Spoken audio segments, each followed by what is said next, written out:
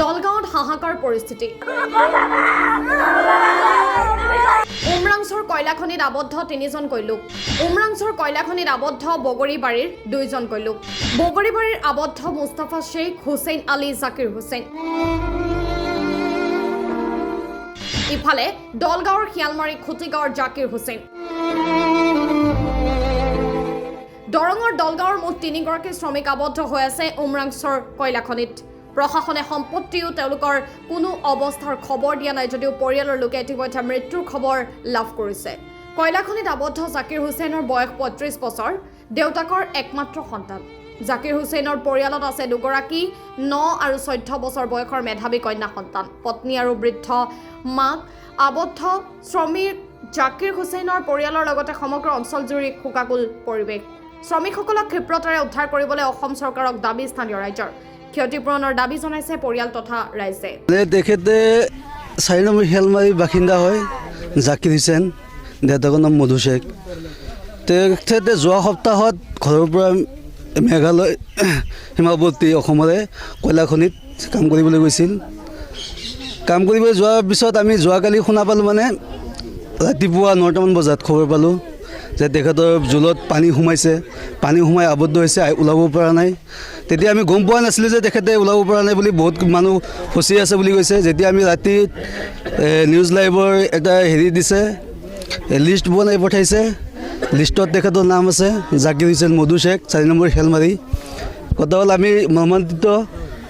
এনেকুৱা পৰিস্থিতি, ঘৰৰ পৰিৱেশ বহুত বেয়া, সিহঁতৰ আৰ্থিক জৰুলা, বৃদ্ধ মাতৃ আছে, 2টা কন্যা সন্তান আছে, ঘৈণীয়েক আছে। এতিয়া আমি ক'বলৈ ভাষা পোৱা নাই। সিহঁতৰ কান্দোনৰ ফলত আমিও মৰ্মাহত হৈ গৈছোঁ। কথা হ'ল সিহঁতক আমি অসম চৰকাৰক এটা আহ্বান জনাইছোঁ, সিহঁতৰ নশ্বৰ দেশটো ওলাই আনিব লাগে আমি কবৰস্থ কৰিবৰ কাৰণে।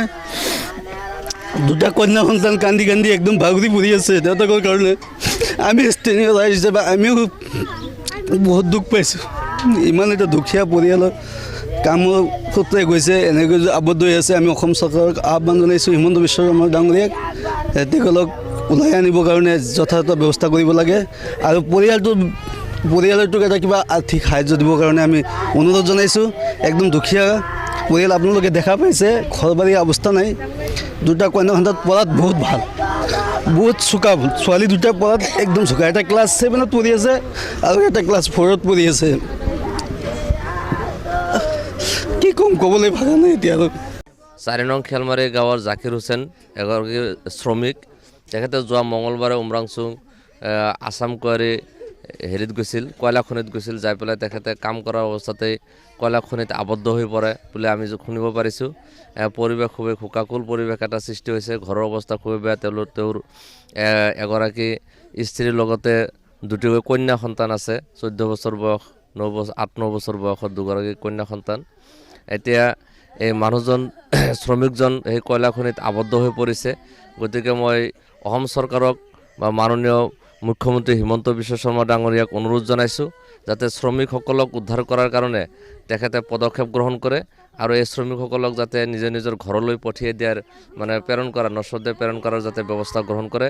আৰু পৰৱৰ্তী অৱস্থাত যাতে এই যিহেতু পৰিৱেশ আপোনালোকে দেখা পাই আছে খুবেই জৰাজীৰ্ণ অৱস্থা এওঁলোকৰ, গতিকে সেই দিশত সংস্থাপনৰ কাৰণে যাতে বিহিত ব্যৱস্থা গ্ৰহণ কৰে তাকে মই দাবী জনাইছোঁ।